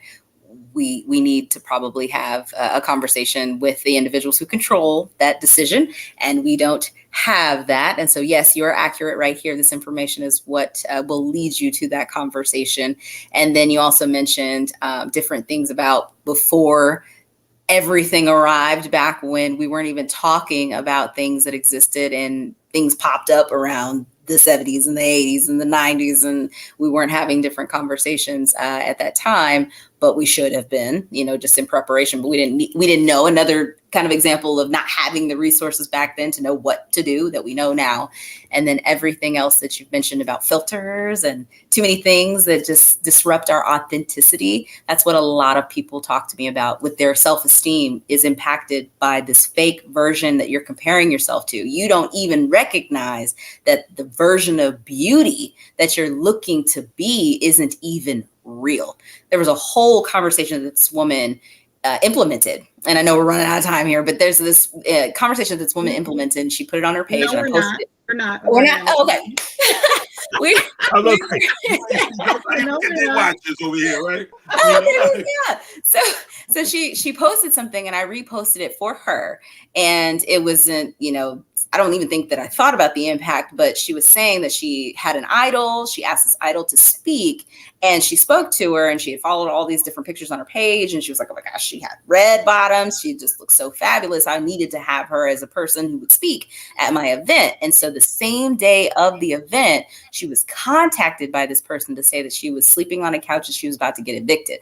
But on her page, she had a lavish life of all the purses, all the shoes, all the cars. And she literally lived up to this like lifestyle that she was a part of in our minds. But then when she reached out, this woman reached out to talk to her about that lifestyle she thought existed. The woman's telling her it's fake. I'm about to lose my job and my house. And like, I don't even have these things. And so the same thing about your esteem and the ways that you're comparing yourself and the ways that you're trying to maneuver and live your life are compared to someone else's highlight reel all the time. And you're not even registering that you're coming to services and therapy talking about, this is what my life should be. These are the milestones I was told I need to have. I don't have the right kind of job. I don't have the right kind of body. And you're comparing it again to somebody's filter. So to your point, Sally, yeah, too many filters. You don't even get to see who this person is. And we have been destroying our regular bodies and our regular minds and things, thinking we have to catch up to where surgery is like a thing. It's in now to be that, to where you could actually be working in the gym and doing something for you and actually have an authentic way that you look, but you're being compared to the BBL and the person who's looking at you and trying to size you up next to the other person. And is this real? And does your face actually look like that? And catfishing was an indicator a long time ago. And we laughed it off like, oh, that's wild. But now it's a real thing. No, I'm laughing. And Moni, you probably have a good idea why I'm laughing. I'm when I'm not sitting here with Moni, I'm actually a professional photographer. Oh, love it. And one of the craziest things is you get to see these models after they get their makeup on. I get to see them at 4:00 in the morning. Okay. It's not the same person. Truly not. And it's funny because and what you're saying is exactly the fact. Everybody's living off of this page. They're living off of this creation that they've made. And then when something goes wrong, boop, now what? Well, I'll tell you what, because I deal with the other because I deal with the other side of it on the professional side. Yeah, you're the makeup person. So know how ugly, truly how ugly they are when they see you. Watch your mouth. Watch your mouth. We don't use that word. I'm sorry. That's right. And that's exactly no, stop. That's the exact thing challenging to me. And that's the exact thing that I deal with in Hollywood, because when they sit in my chair and the things they say about themselves, and then when you sit in my chair and you say something negative about yourself, you're required to say 3 good things about yourself. Yay! I love it. I said you didn't do that to me. There are other reasons why. Okay. I just wanted the truth to be, I wanted to be transparent here. Okay. Exactly. I was talking bad about myself and you was like, well, go ahead, keep going.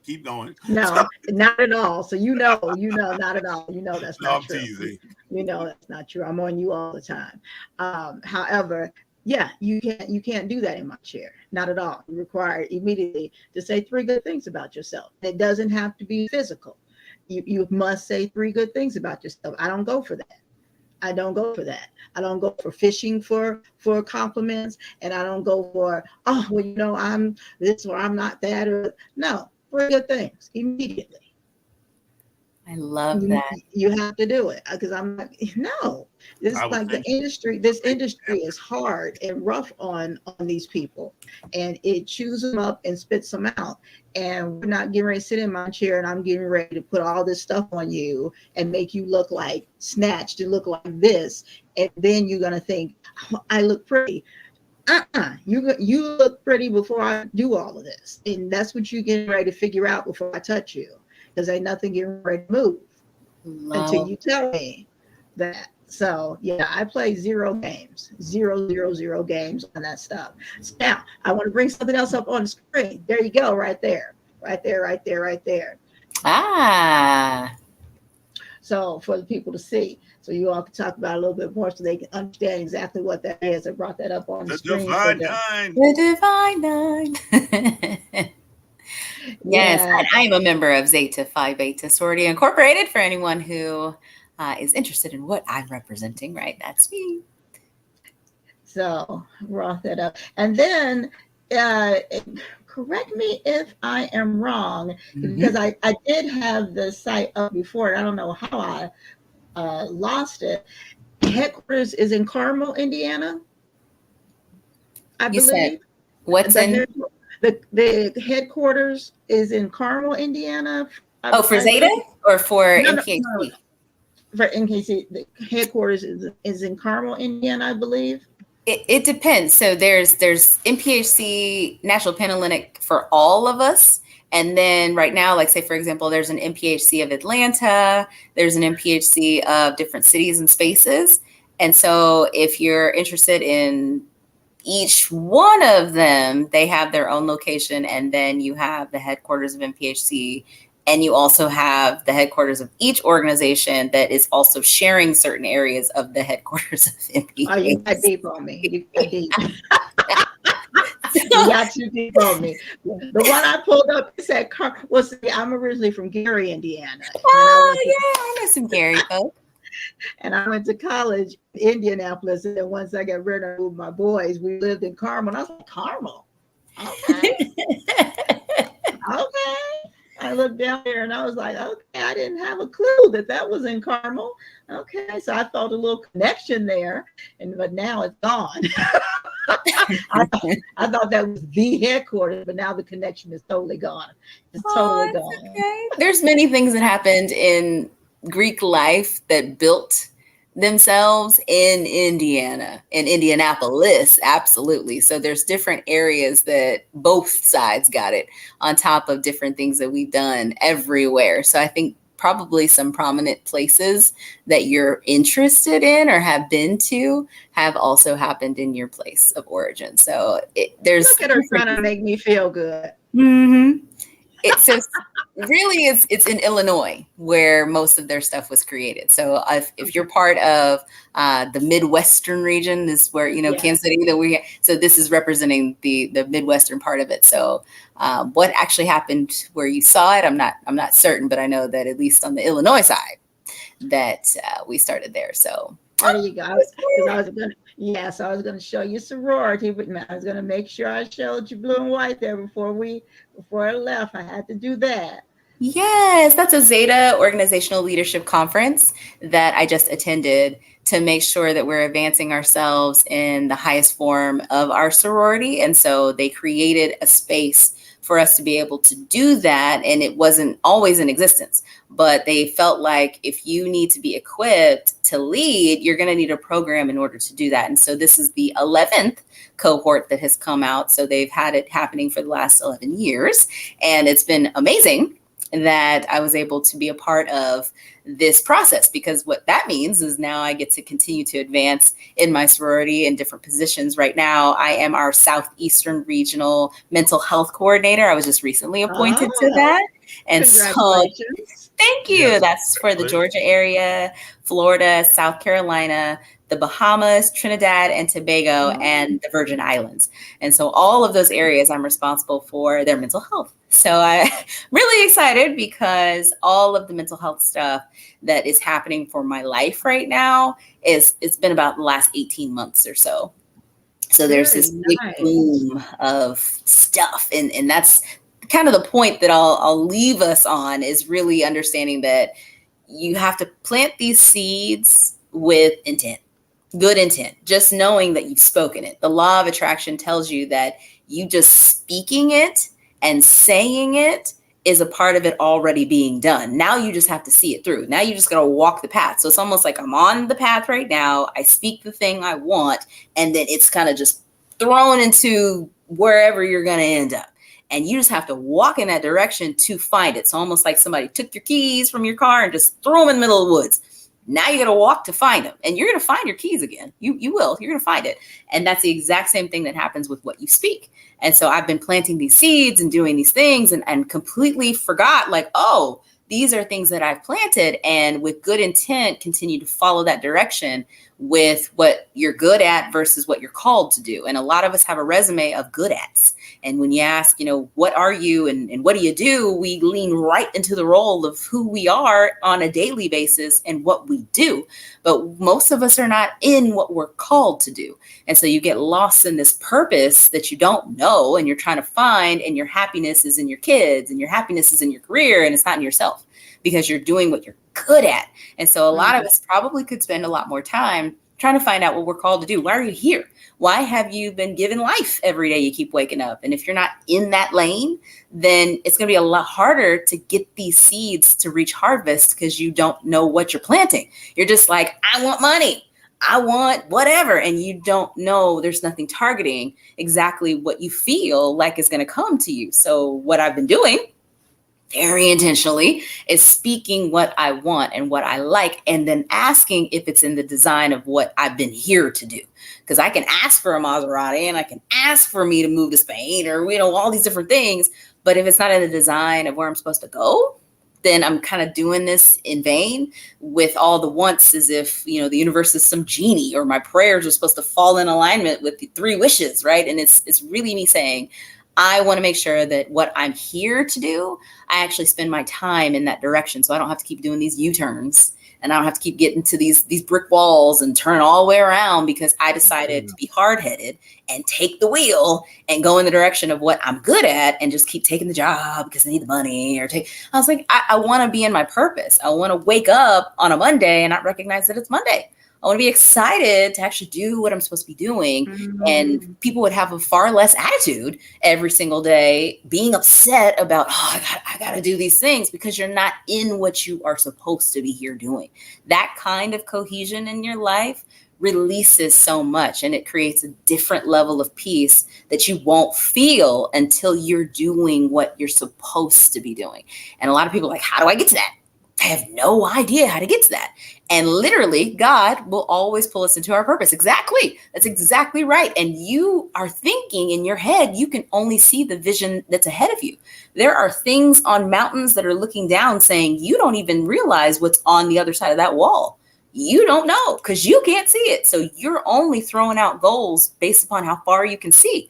You're not actually saying, let me just speak it and then hope that the path I go to or get to is going to bring it to fruition. And that's the part of your faith or your understanding or just the belief in yourself that brings stuff out of you. And so if you're constantly, even right now, if you're trying to think about what you're supposed to be doing with your life, are you in what you're good at, or are you in what you're called to do? And if both of them exist together, that's awesome. That's the beauty of what, we want. But you really want to make sure that you're not in a role that's been assigned to you because you're really good at being a mom. You're really good at being a daughter. You're really good at being a wife. You're really good at being this person in this CEO role. But is that what you really feel? Are you happy? Do you have happiness? Do you have peace? Because if not, you might not be in alignment with what you're supposed to be doing. So you keep chasing these ideas and running this rat race because you're not actually in alignment with what is going to create a sense of, peace for you. So I hope that when you find your sense of worth, your sense of self and esteem, again, connecting to the relationships that you have and all of the different things that you do, that it comes from having a sense of self-worth in what you're actually here for. And that when you plant these seeds, you're doing it with intent to not just get it because you don't want to be left out, but I really feel that this is what is supposed to be for me. And the more that you align yourself to that, doors will fling open. And you're wondering why, like, all of a sudden, every light, how you drive down the road, every light is green. Yeah. And you're like, oh, this is great. I haven't had to stop. That's exactly what will happen when you align yourself to what you're supposed to be doing. Other than that, you're going to have a job. Yeah, you might retire from that job. You might be fine from that job. You absolutely could live in a space where you are okay. But when you have to think in terms of how many summers do I have left? How many winters do I have left? Are you using your time wisely? Because I can say I want to live to 90, but that's also me recognizing I have maybe a little less than 60 summers left. So if I'm not doing so well with the first few that I've had in the last few years, maybe I should be reevaluating how I'm spending my time so that every time a ball drops, I'm not just like, oh, new year, new me. And then I am nothing different every year. So it's these seeds. What you're looking at is just seeds and hard work of tears and blood and sweat going into something that I wanted to happen, not even for me, because these lessons aren't for me. This book is not for me. I thought it was. I was like, but you can't write from pain. You have to write from wisdom, because I'm going to write you a story of a bunch of pain, a bunch of hurt, and I haven't learned anything. And I'm going to give you poor information because you're not listening from me. So I'm trying to find spaces of wisdom and clear out areas that can help me continue to build. So the exact same thing I will tell anyone who's listening, all of the ears that are going to hear this entire broadcast. It's about finding who you are and reconnecting to pieces of you that you didn't even know were lost. And most of that is from a previous version of you haven't gone back to and said, come this way. I want you proud of me. I love you. You are enough. All those things I've been telling you for all these years. I apologize because I didn't recognize that you were listening. So I'm over here in my bad relationships and my bad stuff I got telling me about who I'm not. Meanwhile, 8-year-old version of me heard all of that and was like, dang, we're not? I thought we were amazing. And so you got to go back and grab that person. And then you sow seeds from there. And the wisdom that you have comes from that. And then your law of attraction actually pulls in what you're called to do. So that's the magic of what's happening to me right now, because it looks like, oh my gosh, what's that? Literally, I'm walking to my purpose. I chose to, because I used to do what I'm good at. And now I'm like, nope, I will not ask for any more Indeed job applications to define how much I'm worth, because that was absolutely the determining factor. I'm going to tell y'all what I think you should pay me based upon me applying to your job. And I'm going to only hit that ceiling and say, that's it. Great. Because the job told me so. And now I'm like, I can actually do more.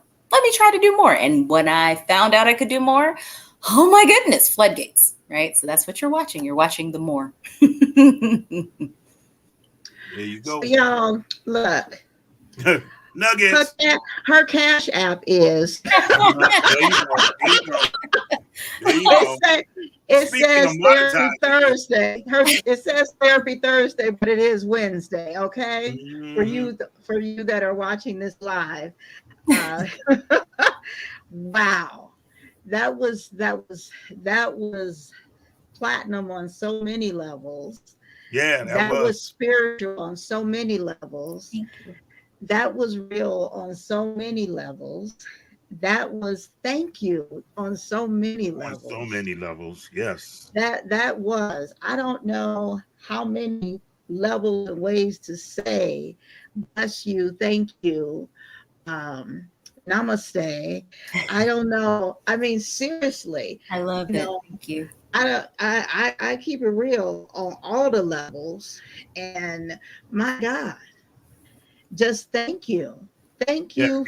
Thank you for being you. Thank you for going through and doing the work that you've done on you. And thank you for being here. Thank you for having me. I told you before you got here, like, it is going to be such an honor, and you have lived up to that for sure. Oh my God. And everyone that is here live, oh my gosh, Buffy, our 6 months ahead version of us is whispering to us. Need to get quiet and listen. Buffy.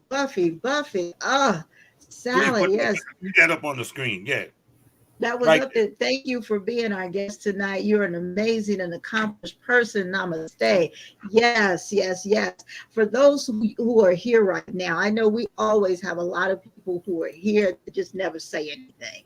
And we respect your privacy and everything. But for those of you who are here and just put a dot or something, you got to say something. I know you felt that. Stop playing with me. Stop playing with yourself. Y'all felt that, okay? Come on out the closet, because we know you heard it, okay? Y'all felt that. And make sure that you go to her pages. And, I'm always saying, as far as subscribe to us and all that, I'm getting ready to tell you, make sure you subscribe to her pages. Make sure you follow me. That Therapy Thursday is still rolling at the bottom, honey. Make sure you get over there. I'm going to get over there on some Therapy Thursday. I'm going to say this to the male listening audience. Absolutely. Right? If you find a way to man up, this is the way to man up. Get in here, check this young lady out. Yeah. Okay? What she is bringing to us is generational. What she is bringing to us is a new way for us to break generational curses, for us to break away from our violent attitudes and a lot of things that we don't know about. Please check this young lady out. Look at this. There's something that you didn't see here tonight. It's because you weren't watching. That's why we have a replay. Take time. Look at the Put replay. your earbuds in. Put your earbuds in. You know what I'm saying? You know how y'all do when you go earbuds to the reading room. Y'all go in the reading room, put your earbuds in while you're sitting there and listen to this, because this is real. Yeah, tell your followers to going down to my Facebook page. There's almost all our links are on the show tonight. Yes. Most definitely. And go back and look at her website. Go look at her Instagram page. The website for sure, because it has a link to everything that we talked about tonight. That website does. Let me go back up here and put the website up there, right there, that website. And I'll say it for all of those who are listening and not watching. It is www.SHEERLLC.com. Did I say it right, brother? Because my lips. www.SHEERLLC.com. What she there said. You go. Yeah. Okay, so you heard it in the deep voice, and you heard it in my voice, and we both said it correctly. Go check out the website. The website has links to absolutely everything that we talked about today on it. So I would suggest that was the best one to go to. And then once you go there, then you can follow all the other ones, all of her social media and everything. But you can get to everything from her website in order to find the podcast, the book, everything. If you want to make appointments with her, we find out where she is, because it has a contact. I ain't gonna say it had a map up there, but it did. It did. It made me a little uncomfortable what it did. I don't know what. It made me a little uncomfortable, but it did have a map up there to something. But definitely go to the webpage and check her out and make sure you follow, because the knowledge and the platinum nuggets that she dropped were heavy. I'm going to call them platinum boulders. I was going to say they boulders. Yeah. They were boulders. They were boulders. And I'm so glad that you hung around with us longer today, and you felt comfortable enough to stay on here with us. No, it's real, because I wish I could show you my screen. I just marked your website as a favorite. Okay, because I know I'm coming back. I'm not even gonna lie. I'm not even gonna try to do anything with. Yes, look right here. I'm coming back. Okay. Appreciate your support. Okay. Yes, that's why I had to slow him down, because he would have laid down on the sofa. He had a whole therapy session. Oh yeah, I did. I'm waiting for her to send me an invoice. I know him. I had to interrupt him because he got to going, and then he'd been in tears, and he'd been talking about. I had to stop him. Because he found one of his people again. So I had to stop him. Well, I mean, you have to embrace your people. I know. And I know the look in his eye when he's found his people. when we find ours, yes, I'm looking at you. When we find ours, no matter where we find them, embrace them.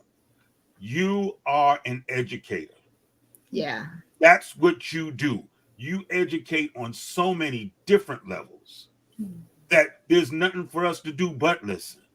So I'm here. Send me the invoice. Okay. That went out to the world. That went out to the world right there. That's good. All Yeah. those 150 countries right there. That went out. And yes, I'm very grateful. And do you feel empowered?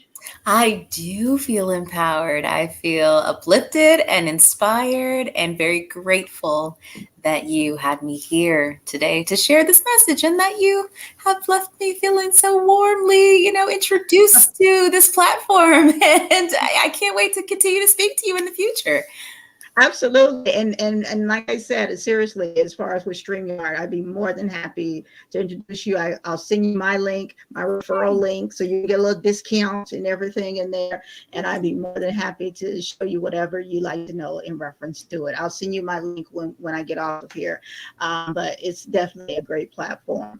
Do you feel like you empowered others tonight? You know what? Based upon the responses and the conversation that we had, it helps me to know, and the feedback helps me to know that I have. I'm always grateful when that happens, because your work is in vain if it's not actually helping others lead themselves. And so, it's great to have all the knowledge, but the point is to be able to share it and teach. So if that has been happening for many individuals, I absolutely feel the same. This is the first class I've listened to. And I don't know how long. When did I graduate college? Back in the 70s? Yeah, it's been a long time. Barney Rubble. Look. Why you gonna put it all out there, okay? Y'all are so funny. You are so wrong, okay? So wrong. Just because Vivian Thomas was a classmate of mine. That ain't nobody's business. Okay. I know the Divine Nine personally. Why you got to tell everybody my business? I'm just saying. You still have the tablets from your class, but go ahead. And I'm not talking the digital one. A matter of fact, the wife told me to move them. She wanted the dust behind them, so I have to make. I just feel like if tonight was the Pentecostal church, like they'd be laying all on the floor tonight. They'd be laying all out. They'd be laying all out. That's just how be like Reverend Al, Reverend Alvin. All right, the doors of the church are now open. Tithes and offering passed around. Right. The bucket would be full. Right. The bucket would be full. Now, brothers reaching after work money and putting it in there. Yes. Look, and they'll tell you, I don't compliment easily, honey. I do not. And I am outdone. I just pull some beads out of my hair. Wait a minute. I was ready to get on you, Moni, because I was like, you didn't ask me if I felt empowered, because I talk what you're gonna do. Yeah, you both feel empowered? Yes. Wait, yes. You got Sally asking too. Yes. I'm the only one supposed to ask that question. Everybody asks it. No, because as long as she's empowered, we empowered. So we real Everybody's good. asking. Yes, absolutely. Everybody feels it. Okay. It was phenomenal. Absolutely phenomenal. Thank you so much. This was Doreen, she told me, she's like, oh, you're gonna have so much fun. Like, we had the fun, but oh my gosh, like in the herpes thing. Woo! Yeah, that kind of shut the whole room down. She said herpes, and everybody was like, yeah. Yeah, you have educated, and you have inspired, and you have done your job. You have come and done your job. Yes, ma'am. So thank you so much. You are more than welcome again. Yes, you have found a home. And yes, ma'am, you enjoy yourself and have a great. Is there anything else that you would like to share with us before you leave? I am very grateful and thankful to have been here. And I hope if you have any additional questions or individuals that come to you, just send them my way. I'll be right here. We absolutely will. Thank you so much. You enjoy yourself. Have a great evening. Thank you. You do the same. Thank you very much. Bye-bye. Bye-bye. Oh my goodness. That was great. Don't play. My throat hurting a little bit. Look, you think I'm joking? I'm over here like, You know, when you're doing that cramming for that school test. Who's Facebook user? Put your name up there. Put your name. So I said, Chris, I was talking to Elena, and she was very complimentary about you. Just wanted to let you know. Thank you, Leda. Thank you very much. You and Jim both. Thank you. Was that just necessary? But okay. What, for me to say thank you? No, I was talking to Sally. Wait. She can't pass on information that she got. This whole She show could is about passing on information. So she why could couldn't text you you pass that. She could information? text you that. Wow.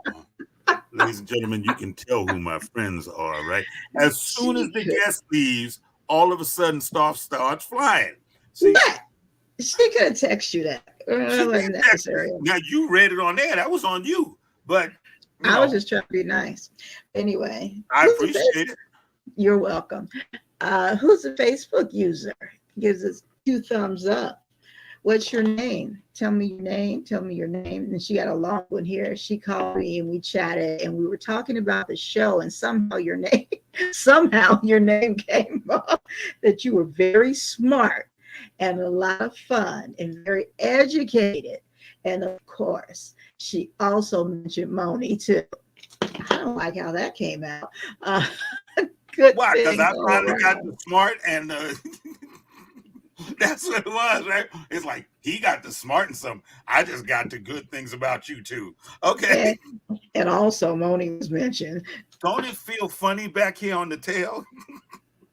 No, not at all. I'm fine. Oh, that's because it's your first time being back there. I'm fine. No, I'm thank good. you. Thank you. Thank you again. I appreciate I'm it. good. Great show. Great show. What is this?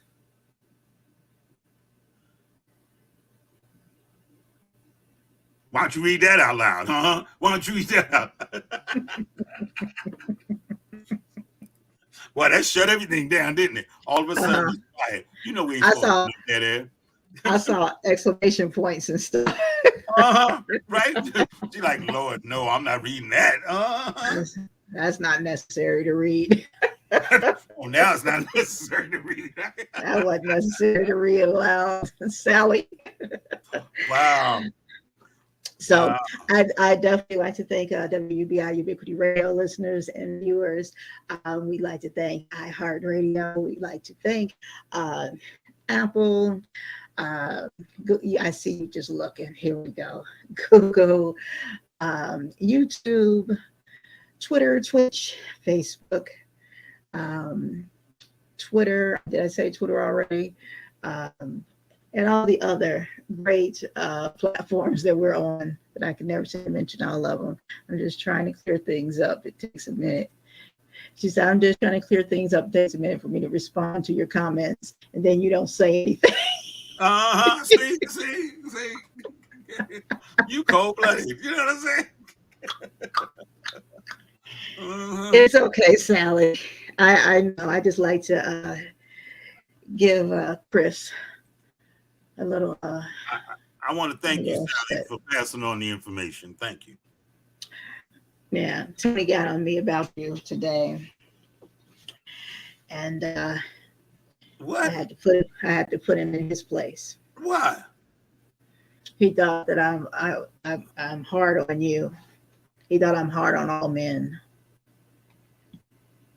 Wow, really? And I said, you're a lie. I said, I give Chris very distinct instructions, and Chris likes to buck the instructions. No, I don't buck the instructions. I don't. I just think when you say call me, and we working on 3 hours after that, okay, this is not a phone call. This is a damn meeting. You need to say, let's have a meeting. One, that's your fault it took that long, not mine. It don't matter whose fault it was. You should have called it as a meeting. See, when you say call me, that means we're going to have a conversation and we're going to hang up the phone. Okay? What you were doing was you were doing a whole seminar. And see, that's how that went. It's not my fault Okay. that it took you 3 hours to learn how to do a reel. And like I told you, I was on the phone with you. You mean when your thing said real and mine didn't? And then when mine said real, not my fault. Not my fault. You kept You were hitting telling me to wrong go to reel buttons. when you didn't even find the reel? That was remix. See what I'm saying? How you don't know? No, because you said reel, and then either one you couldn't find them. Well, I can find them. I could find them. That's fine. You couldn't. Now, the bottom line is, Oh, I here we was go. on The the bottom phone. line. I was on the phone the same time you were on the phone. I Yep. didn't tell you to go do something while I went to go to sleep. I was on the phone the same time you were All until I'm 1 in saying the is that morning. you're And calling I me, had to calling be me. up, and I had to be up at 3 in the morning.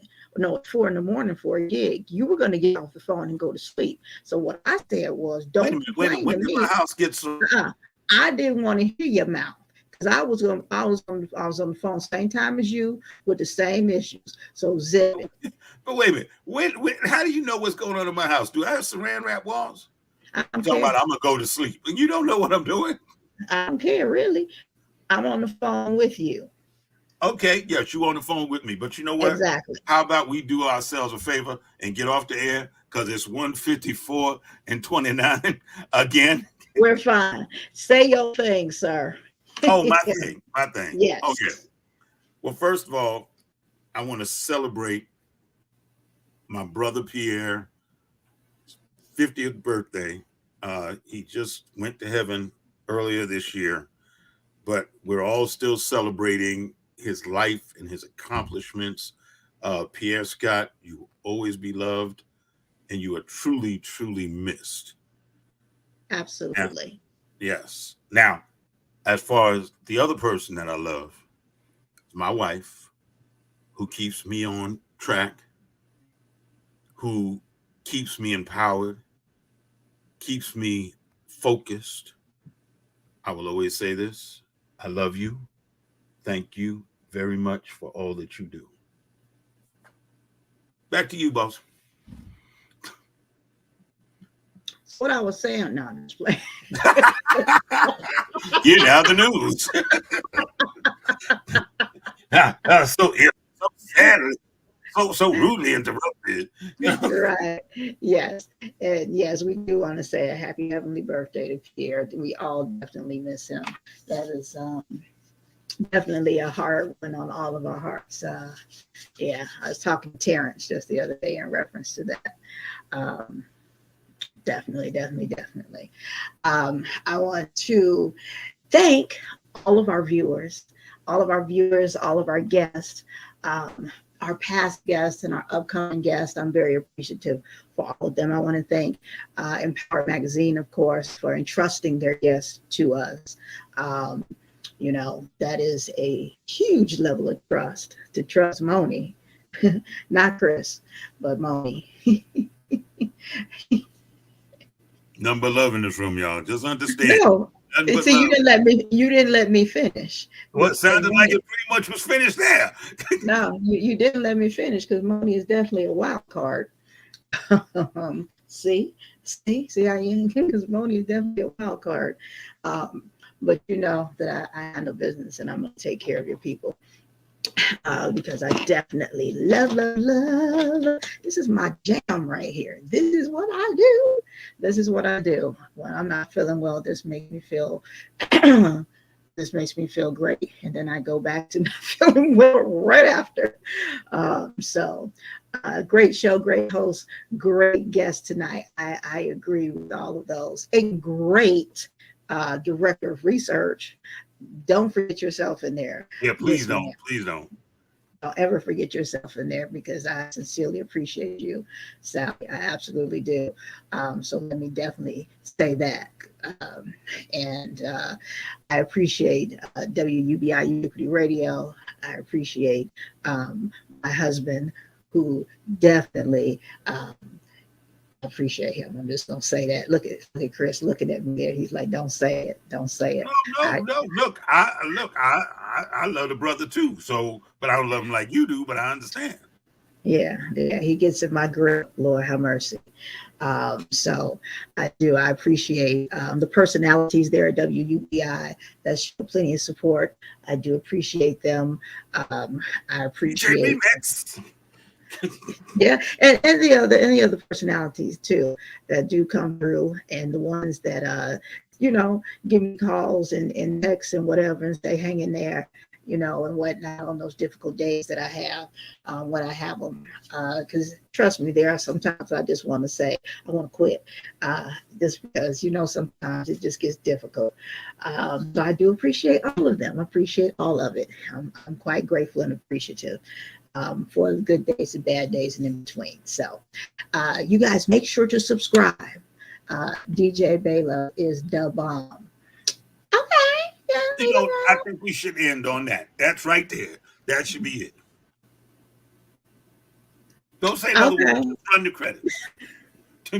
Just run the credits. Just DJ Balo is the bomb. Boom.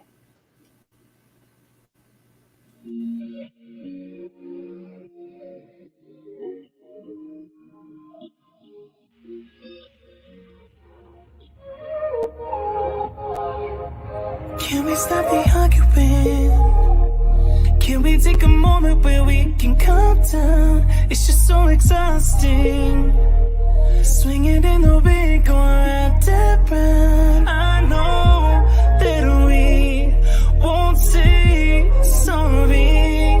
You beg and I plead, but my heart can't beat until I feel the vibrations.